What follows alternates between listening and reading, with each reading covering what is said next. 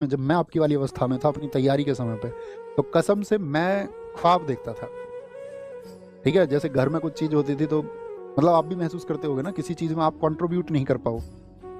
तो जब मैंने पढ़ाना नहीं शुरू किया था तो उससे पहले मुझे आज भी याद है, हम अपने घर के बरामदे में बैठे हुए थे, तो हमारी 3 बहनों में से जो बीच वाली बहन है उसकी शादी होनी थी। तो जैसे घर में चर्चा करने लगते हैं सब लोग, तो हमारी दीदी बड़ी वो गवर्नमेंट टीचर थीं, तो लेकिन उनकी शादी हो गई तो उन्होंने कहा कि इतने पैसे मैं दे दूँगी। क्योंकि उस टाइम पे फैमिली मतलब वो डेब्ट में थी, कर्ज में थी, क्राइसिस थे बहुत सारे। तो ऐसे कैलकुलेशन करते थे, जैसे भैया थे हमारे बड़े, तो वो भी कहते थे इतने पैसे का अरेंजमेंट मैं कर दूंगा।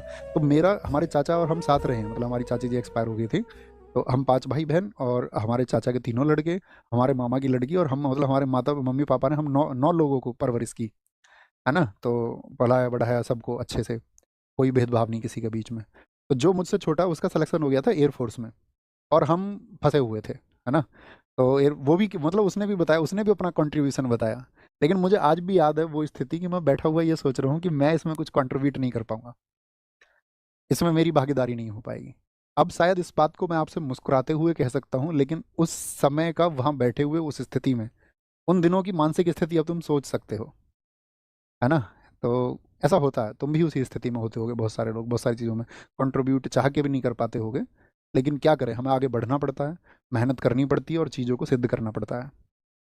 और मैं तुम्हें बताऊं, इसीलिए मैं तुमसे कहता हूँ कि राह निकलती है, और मैंने अपनी राह निकाली है।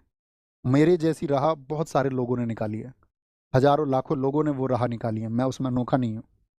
आप भी उसमें शामिल हो सकते हैं, आप भी उसमें शामिल हो जाएंगे एक दिन। तो वो बस एहसास उस समय पर रखा करो कि हाँ चीज़ें बदलेंगी, वो विश्वास रखा करो, है ना?